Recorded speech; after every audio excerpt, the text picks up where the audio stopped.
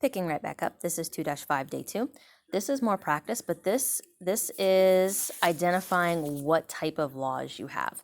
So if you remember, detachment is if P then Q and P, therefore Q. Syllogism is if P then Q and if Q then R, then P then R. If P then R. So determine whether the conclusion follows from the given statements by the law of detachment or the law of syllogism. If it does, state which law was used. If not, write invalid.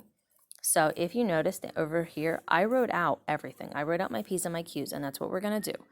So if I drive over the speed limit, I drive over the speed limit is going to be statement P.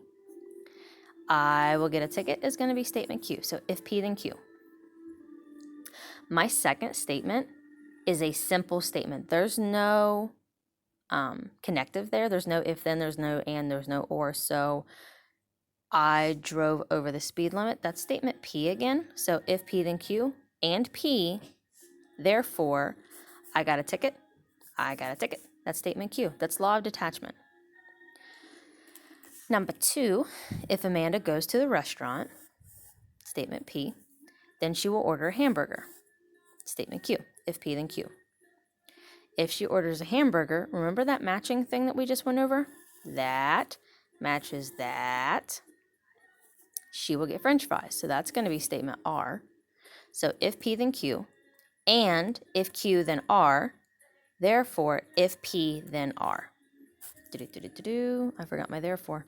If P, then R. There we go. So that one's a law of syllogism. In a lot of these, you really could pick up which law it is based on the fact this second statement right here. If that second statement has an if-then, you're leaning more towards syllogism or an invalid statement. Whereas if it doesn't have that connective, you're leaning more towards law of detachment. So number 3, if it snows, then I will wear my snow boots. It snows is going to be statement P. I will wear my snow boots is statement Q. Next statement, if it snows, then I won't go to school that day. Well, that's statement P again. Remember, this has to match this. These two match instead. Remember the example that we had in the previous day's notes where if those two matched, it was automatically invalid? That still holds true. Number 4, if Tina goes to the beach, P, she will wear sunscreen is going to be Q. If P, then Q. Well, Tina went ahead and went to the beach. That's statement P. Tina will wear sunscreen. That's statement Q. So that's a law of detachment again. Number 5, if you get a cold, P. You will eat chicken soup. Q. If P, then Q. You ate chicken soup. That was our statement Q. Well, our law of detachment specifically says if P, then Q, and P.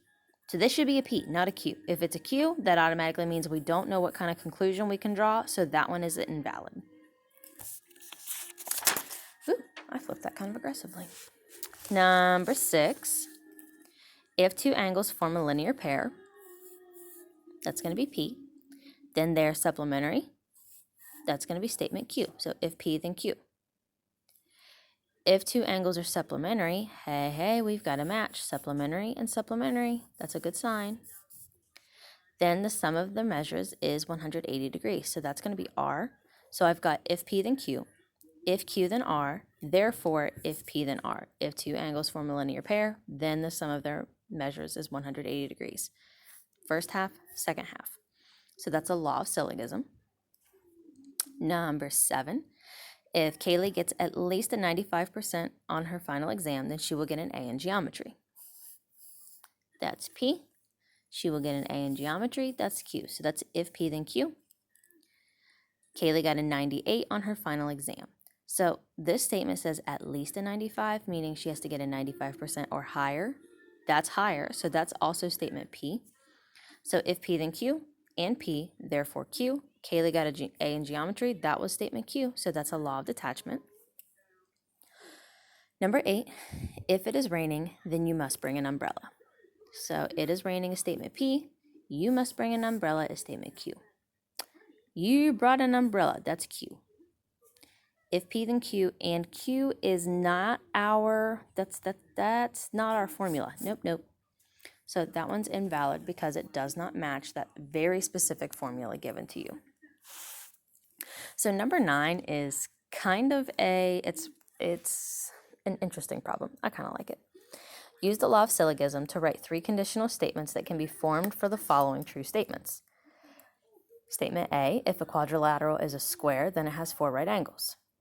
B, if a quadrilateral is a rhombus, then the opposite sides are parallel.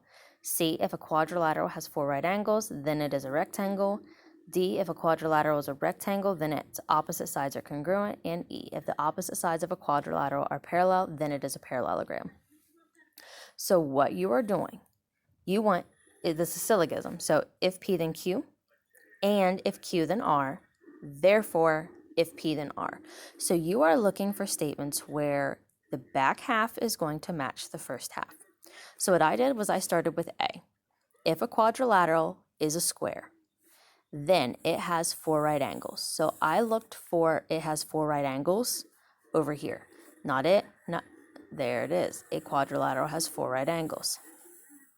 So statement A and C, we can make a valid conclusion using the law of syllogism. If a quadrilateral is a square, then it is a rectangle, which I wrote for answer 1. So that's all I did was matched the back half with the first half.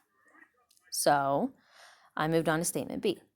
If a quadrilateral is a rhombus, then its opposite sides are parallel.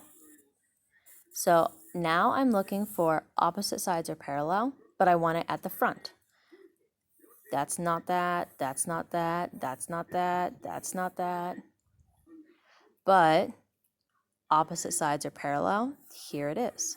It's a little bit longer, but because it has the word quadrilateral in it, but it's the same core of your sentence.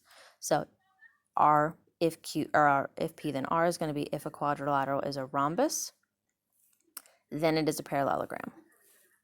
And if you noticed, I matched, like I circled A and C, matched them. I boxed B and E, and I matched them. That left me with our last one. And the last one, I went down to statement C. If a quadrilateral has 4 right angles, then it is a rectangle. And I went down through, okay, well, it's kind of hard. We're going to star this one. Or not, that is a triangle, boys and girls. That's not a star, I'm sorry. Look for it is a rectangle at the first half. No, no, no. There we go. We've got our rectangle. So in this one, C and D match up. And I labeled all your letters over here too. So if a quadrilateral has 4 right angles, then its opposite sides are congruent. Let me know if you have any questions, guys, okay? Sorry, I didn't realize half of that wasn't in the picture.